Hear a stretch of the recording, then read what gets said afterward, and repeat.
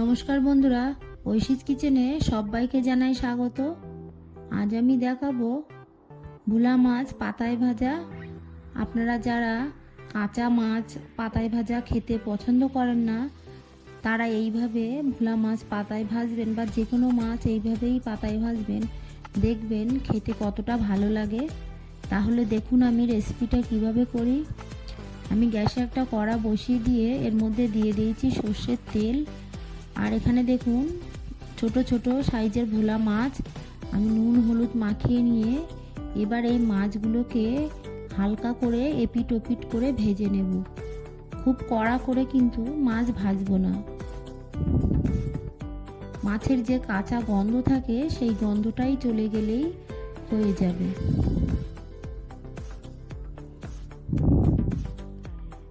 দেখুন এবার আমি উল্টে দেব।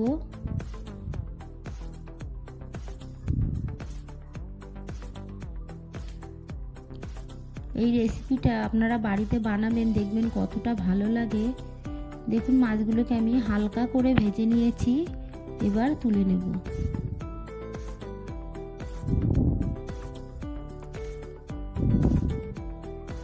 আপনারা যারা কোনোদিন ভোলা মাছ পাতায় ভাজা খাননি, তারা এইভাবে বানাবেন, দেখবেন মনে হবে আবারও বানাই। বাকি মাছগুলোকে দিয়ে আমি একইভাবে এপিট ওপিট করে ভেজে নেব।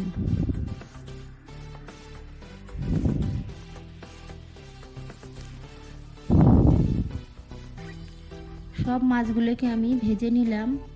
এবার দেখুন এখানে আমি নিয়েছি একটা ছোট বেগুন, ছোট ছোট করে কুচি করে নিয়েছি, আর আছে দুটো পেঁয়াজ কুচি আর একটা টমেটো কুচি। এবার এর মধ্যে আমি দিয়ে দেব 1 টিস্পুন জিরে গুঁড়ো, হাফ টিস্পুন ধনে গুঁড়ো, দিয়ে দিব হলুদ গুঁড়ো, আর দিলাম হাফ টিস্পুন গোলমরিচ গুঁড়ো। এর মধ্যে আমি হাফ টিস্পুন লাল লঙ্কার গুঁড়ো দিলাম, আর দিয়ে দিলাম সামান্য কাশ্মীরি লঙ্কার গুঁড়ো, আর দিয়ে দিলাম 4টে কাঁচা লঙ্কা আমি ফালি করে নিয়েছি। এবার এর মধ্যে আমি দিয়ে দিলাম 2 টিস্পুন মতো সর্ষের তেল। এবার এর মধ্যে দিয়ে দিলাম বাটা কাঁচা লঙ্কা, আমি 4টে কাঁচা লঙ্কা বেটে দিলাম, আর দিয়ে দিলাম সর্ষে বাটা দিয়ে এবার এগুলোকে ভালো করে মাখিয়ে নেব।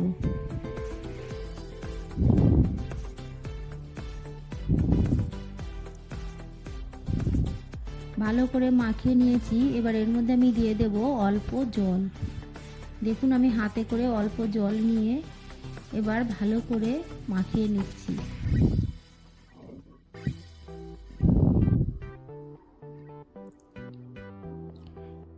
এরপর এর মধ্যে দিয়ে দেব 1 টিস্পুন লবণ। আমি আগে লবণ দেইনি, আমি এইবার লবণ দিলাম, দিয়ে ভালো করে মাখিয়ে নেব।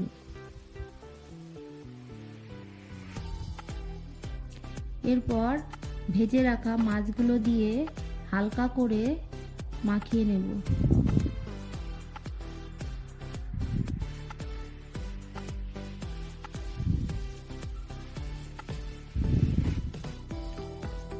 এবার আমি গ্যাসে একটা চাটু বসিয়ে দিয়ে এরপরে দিয়ে দেব কলা পাতা। আমি ভালো করে ধুয়ে নিয়েছি।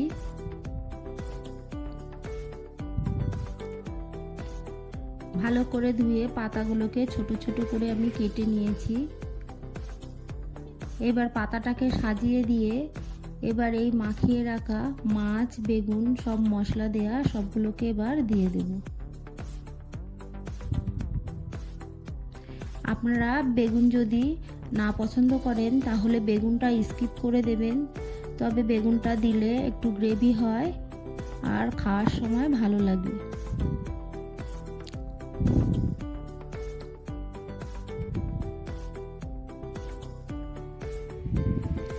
ভালো করে সবগুলোকে পাতিয়ে দিয়েছি।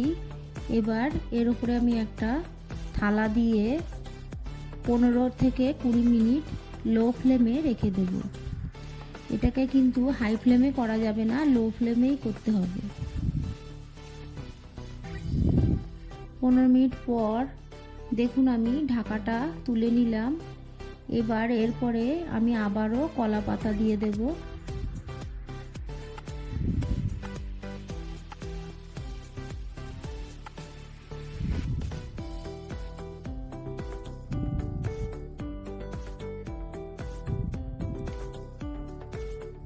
এটা আমার বাড়ির কলা পাতা, তাই আমি একটু বেশি করে দিয়েছি। আপনাদের যতটা লাগবে সেই মতো দেবেন।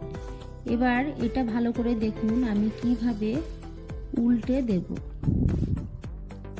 থালাটা চেপে ধরে এবার এইভাবে উল্টে নিতে হবে।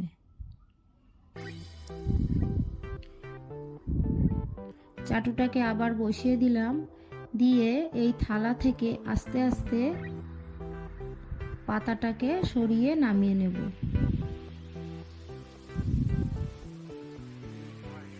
দেখুন এইভাবে চাটুর করে দিলে ভেতরের মাছ কিন্তু একইভাবে সবগুলো থাকবে।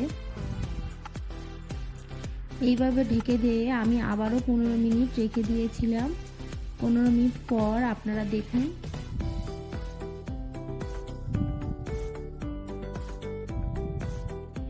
এক পিঠ কিন্তু হয়ে গেছে। আপনারা তো দেখেই বুঝতে পাচ্ছেন রংটা। এটাকে সরিয়ে দিয়ে এর উপরে আমি দিয়ে দেব কুচানো ধনে পাতা। ধনে পাতাটা দিলে ফ্লেভারটা ভালো লাগবে, তবে আপনাদের বাড়িতে না থাকলে স্কিপ করে দেবেন। এবার আবারও ঢাকা দিয়ে আমি 10 মিনিট রেখে দেব।